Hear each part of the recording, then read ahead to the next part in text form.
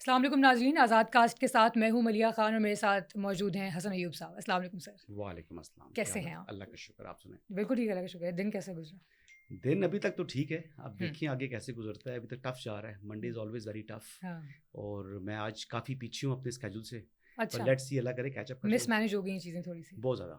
کوئی بات نہیں، ہو جاتا ہے کبھی کبھار ایسا.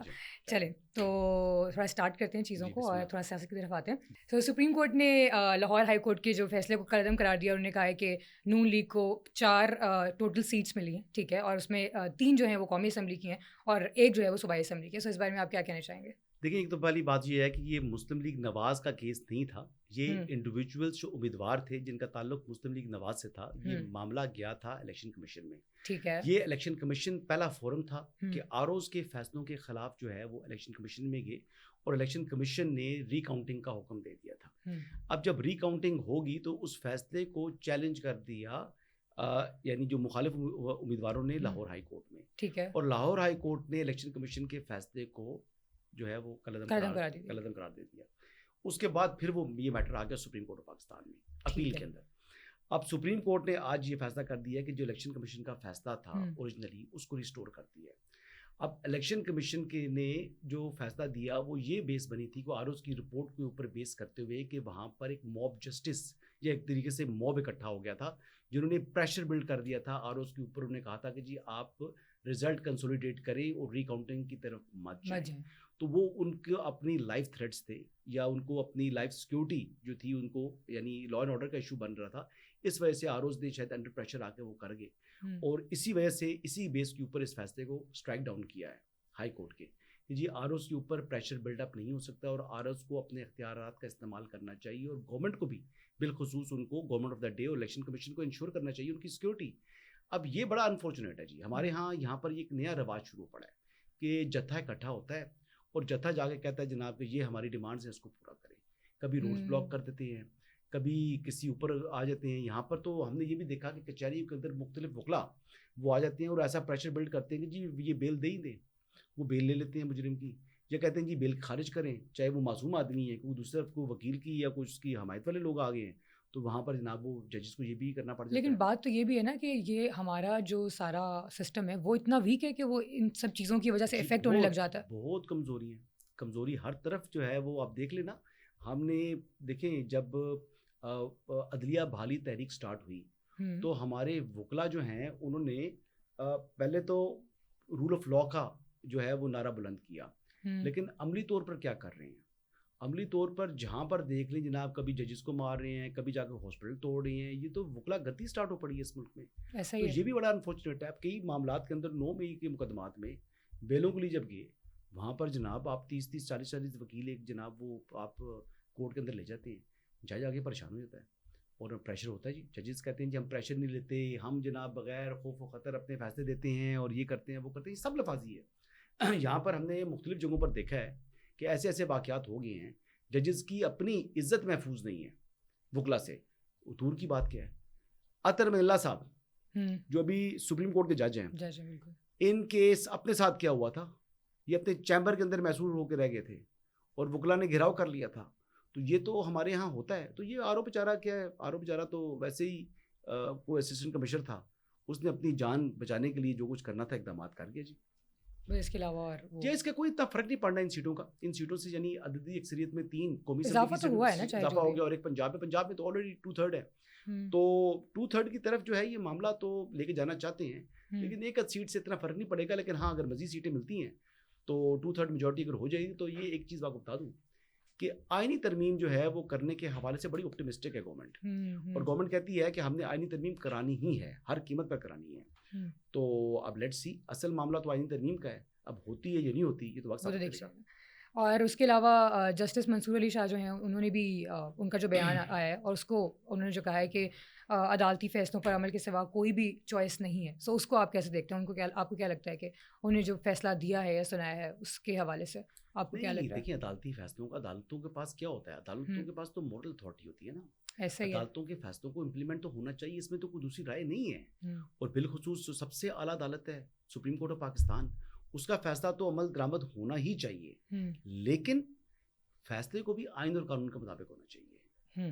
اگر فیصلہ آئین اور قانون کے خلاف ہو تو پھر اس فیصلے کی امپلیمنٹیشن ہونا میرے خیال سے درست نہیں ہے، کیونکہ فیصلہ غلط ہے ظاہر۔ اب فیصلے نے کیا کیا کہ یہاں پر آئین کی تشریح کا نام کے اوپر آئین کو ری رائٹ کر دیا. یہ مخصوص نشستوں والے فیصلے کے اوپر بیسکلی پیغام بھجوا رہے ہیں گورنمنٹ کو، جج صاحب کے اس فیصلے پر آپ عمل درآمد کریں اور نہیں تو اس کے کانسیکوینس ہوں گے. اب جو ابھی پیچھے حالیہ دنوں میں انہوں نے فیصلہ دیا، میرے ہاتھ سے کوئی بینک کے حوالے سے وہ کیس تھا جس میں انہوں نے کنٹیمپٹ آف کورٹ کا بھی حوالہ دیا. تو کنٹیمپٹ آف کورٹ جو ہے توہین عدالت کا قانون تو میرے خیال سے 2012 میں ریپیل ہو چکا ہے، اور اس کے بعد جتنی بھی کنٹیمپٹس دے رہے ہیں اس کا کوئی قانون موجود نہیں ہے. پتہ نہیں کیا زبردستی سے اپنی اس چیز کو اسٹریچ کر کے جورسڈکشن جو لے کر آ رہے ہیں. آئی تھنک کہ اس وقت اور جو مثال طور پر طلال چودھری کو سزا ملی، نہال ہاشمی کو سزا ملی، دانیال عزیز کو انہوں نے سزا دی، یہ سزا دینے کا اختیار عدالتوں کے پاس نہیں تھا. تو بات یہ ہے کہ اس مرتبہ بھی پارلیمنٹ کھڑا ہوا، پارلیمنٹ نے اپنے جو اختیارات ہے اس کی اپنے اختیارات کے تحفظ اور اپنی اتھارٹی کے اندر انکروچمنٹ کو روکنے کے لیے یہ قانون سازی کی ہے. یعنی الیکشن ایکٹ 2017 میں جو ترمیم کی ہیں 2024 میں، ان کا مقصد صرف پارلیمنٹ کی بالادستی کو یقینی بنانا ہے اور بتانا ہے سپریم کورٹ کو کہ mind your own business, do not intervene into our issues, اور ہمارے معاملات کے اندر اگر آپ انٹرفیئر کریں گے تو ہم اسی طریقے سے آپ کو جواب دیں گے. اور یہ جواب اگر سپریم کورٹ اس کو مزید محاذرائی کی طرف جائے گی تو اس میں نقصان صرف اور صرف سپریم کورٹ کا ہوگا اور پاکستان کا. ٹھیک ہو گیا. اور دوسری طرف شیخ رشید صاحب جو ہیں وہ بھی میدان میں آ گئے ہیں. سو انہوں نے بھی دعویٰ کر دیا کہ انٹرویوز وغیرہ جو ہیں وہ شروع ہو گئے. سو اور اس کے علاوہ یہ بھی کہا ہے کہ 20 ستمبر تک جو ہے وہ ٹیکنوکریٹ حکومت آ سکتی ہے. تو اس حوالے سے آپ کیا کہنا چاہیں گے؟ ان کے جو بیانات ہیں ان کے حوالے سے. ان کے پاس اب اصل میں پاس کرنے کو کچھ ہے نہیں. بہتر ہوتا کہ شیخ رشید صاحب کسی اور معاملے پر بات کرتے. ابھی حکومت نہیں رہے گی، بھائی کیوں نہیں رہے گی؟ آپ کو خواب آیا ہے. منظور وزان صاحب کو حالات دیکھ کے کہہ رہے ہوں گے. نہیں، حالات تو کیسے حالات ہیں جی؟ حکومت کی عددی اکثریت موجود ہے. یہاں پر یہ کہتے ہیں جی کہ کئی لوگ دعویٰ کر رہے تھے پیچھے کہ جی پنجاب حکومت ختم ہو جائے گی. بھائی پنجاب حکومت کس طرح ختم ہو جائے گی؟ پنجاب حکومت کے ٹوٹل 26 مقدمات ہیں اس وقت ٹریبیونلز کے اندر صوبائی اسمبلی کے. اگر 26 کے 26 ہی پی ٹی آئی کو مل جائیں تب بھی پنجاب حکومت میں ان کی اکثریت قائم رہتی ہے، فرق نہیں پڑتا. لیکن پتہ نہیں کون سی دنیا میں یہ لوگ رہتے ہیں. شیخ رشید صاحب تو اتنے، وہ خود کہتے ہیں جی میں گیٹ نمبر 4 سے جو ہے نا مجھے اب جانے کی اجازت نہیں رہی. تو وہ گیٹ نمبر 4 کی وہاں پر جو ہے نا وہ فرشی سلام کرتے تھے، اب تو وہ فرشی سلام بھی قبول نہیں کیا جاتا ان کا. تو کہاں سے ان کے پاس یہ معلومات آئی ہیں؟ یہ بیسکلی اپنی خواہشات کو، یہ اپنی پیشن گوئی کا کرنے کی کوشش کر رہے ہیں. آپ کو لگتا ہے اپنی خواہشات کو یہ پیشن گوئی کا جو ہے نا وہ نام دے رہے ہیں. شیخ صاحب کو بہتر ہوتا کہ جی وہ بات کریں مہنگائی کے اوپر، بجلی کی قیمتوں کے اوپر، آپ لوگوں کی مشکلات کے اوپر بات کریں. آپ نے جناب ایک اور ہی کام شروع کر دیا ہے. ابھی نہ ان کو پاکستان تحریک انصاف قبول کرتی ہے، نہ ان کی اب کسی اور پارٹی میں ان کی گنجائش ہے. اکیلے آدمی ہیں، 1000 ووٹ تک نہیں لے سکا جی. کیا اس نے لینی ہے؟ اس کو آج الیکشن کھڑا، یہ کونسلر نہیں بن سکتا. میں تو کہتا ہوں نا عمران خان صاحب کونسلر نہیں بن سکتے، وہ تو کنوکٹ ہے اس وجہ سے. اس کی تو اپنی اب حیثیت یہ رہ گئی ہے عوام کے اندر، یعنی اس کے پاس تو کوئی ووٹ ہی نہیں ملتا ہے ان کو. اچھا اب عمران خان صاحب بھی ان کے اوپر اعتماد نہیں کرتے. پی ٹی آئی اس پر جو راول پنڈی ہے وہ شدید ناپسند کرتی ہے. تو شیخ رشید کی دوبارہ انٹری انٹو پارلیمنٹ، یہ کسی بھی پولیٹیشین کے لیے یہ کہنا کہ جی ناممکن ہے، یہ تو بڑا سخت لفظ ہوتا ہے، لیکن بہت مشکل ہو گیا، بہت مشکل ہو گیا. اس کی سیاست جو ہے شیخ رشید کہیں نہ کہیں سے جگہ بنا ہی لیتے ہیں ایسے. نہیں، شیخ رشید کی جگہ بنتی رہی ہے نا، ہر چیز کا اینڈ ہوتا ہے. اچھا، وہ متعدد مرتبہ میرے خیال سے اب ان کو what a fall for Sheikh Rashid کہ اپنی ان کو چاہیے تھا کہ الیکشن ہی نہ لڑتے. وہ کہتے ہیں جی ٹھیک ہے میں نے سیاست کر لی، میں بڑا وزیر رہ چکا ہوں، اب میں سیاست سے جو ہے ریٹائر ہو رہا ہوں. لیکن یہ لوگ رجتے نہیں ہیں نا. یہ کہتے ہیں کہ کسی نہ کسی طریقے سے ہم جو ہے نا وہ ایوان کے ممبر بنے، اقتدار کے اوپر ہم قائم رہے، ہمارا قائم رہے. تو یہی وجوہات ہے جی. تو اور دوسری طرف بجلی کے جو وہ بھی سب کچھ اتنا زیادہ ریٹس ہائی ہو گئے ہیں اور سب کچھ ہو گیا تو عوام برا حال ہوا ہے. سو اس کے حوالے سے ریلیف کچھ ملے گا آپ کو لگتا ہے؟ آن دی ادر ہینڈ اگر ہم لوگ دیکھیں یہ سب سے بڑا چیلنج یہی ہے اس گورنمنٹ آف دا ڈے کے لیے. سب سے بڑا چیلنج اس وقت بجلی کی قیمتوں میں مسلسل اضافہ ہے. اب دیکھنا یہ ہے کہ اس میں باتیں تو بہت ہوتی ہیں، یعنی بجلی کے اوپر کہ جی ہمارے پاس اتنی بجلی ہم نے پیدا کر رہے ہیں جتنی ہمیں ضرورت نہیں ہے. یا کوئی ایشو پتہ کیا ہے اصل میں کیا ہے؟ کیپیسٹی پیمنٹ کے اوپر بڑی لوگ باتیں کرتے ہیں.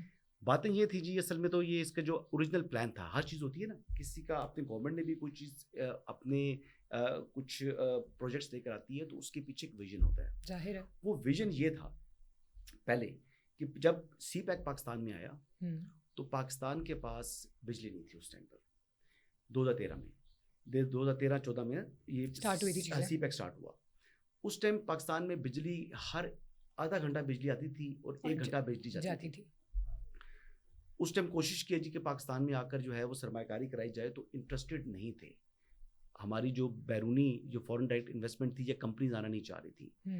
دیکھا گیا جی کہ کیا فاسٹ ٹریک سولوشن ہو سکتا ہے، وہ یہی ہو سکتا تھا جی کہ پاور پلانٹس لگائے جائیں.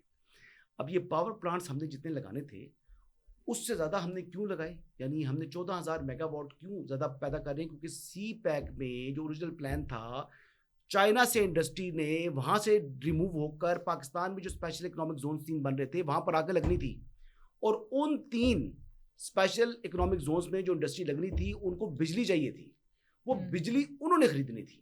لیکن جب پاکستان تحریک انصاف کی حکومت آئی انہوں نے کہا چور ڈاکو کرتے رہے. وہ چائنیز کمپنیز جنہوں نے انڈسٹری لگانی تھی وہ انہوں نے انڈسٹری نہیں لگائی. ابھی پوزیشن یہ ہے کہ وہ جو کمپنیز جہاں آ کر انہوں نے پاور پلانٹ لگا لیا اور ہم نے سوورن گارنٹیز دے دیں، ان سوورن گارنٹیز کے بعد اگر آپ سپوزٹلی اس چیز کو آپ کہتے ہیں کہ کانٹریکٹس منسوخ کرتے ہیں تو وہ پھر انٹرنیشنل آربیٹریشن میں چلے جائیں گے.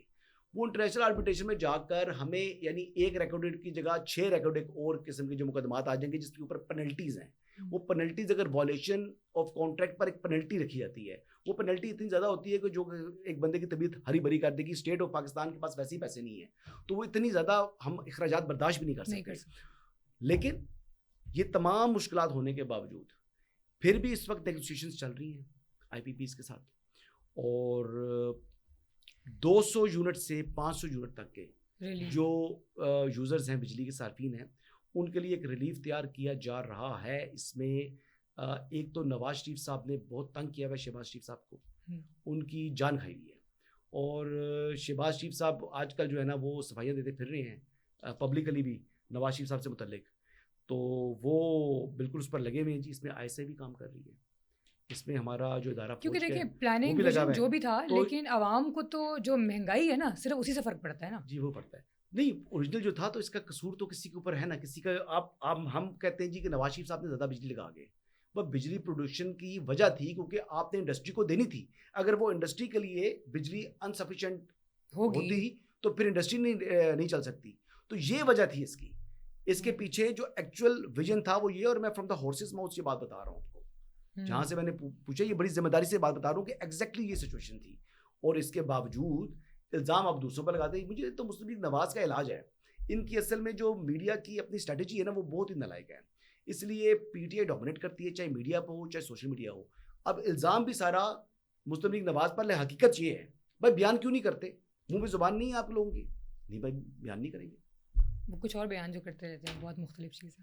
آرٹیکل 6 لگانا تھا انہوں نے لگا دیا. پھر ہاں ایگزیکٹلی گورنمنٹ پر آرٹیکل 6 لگا رہے تھے، کیا ہوا اس کا؟ مطلب بڑھ کے مار دینا الگ بات ہے، جو باتیں کرنے والی ہیں وہ کرتے نہیں ہیں. بڑھ کے ماری اور پھر خاموش ہو گئے. ایسے چلیں بہت شکریہ. سو پروگرام کا وقت ختم ہوا ہے، انشاءاللہ نیکسٹ پروگرام میں ضرور ہم لوگ ڈسکس کریں گے باقی چیزوں کو. سو ناظرین پروگرام کا وقت ختم ہوا ہے، مجھے دیجیے اجازت. اللہ حافظ.